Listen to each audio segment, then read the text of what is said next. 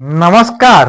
आज ओडिया पक्षरे बहीटीए किणवा दिवस रे आपण मानकु अनेक अनेक स्वागत।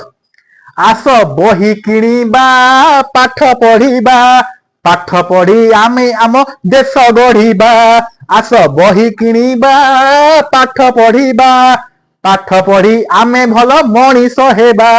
आस बही किणवा पाठ पढ़िबा, पाठ पढ़ी आमे एकलव्य उपमन्यु पढ़ी शिष्य होइबा।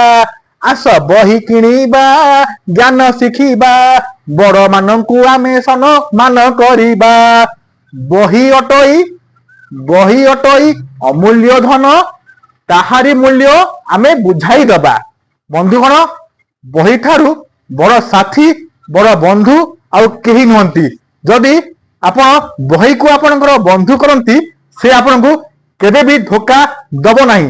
तेबे आपन समस्त को यही बही किणा दिवस अनेक अनेक शुभेच्छा और अभिनंदन। जय जगन्नाथ।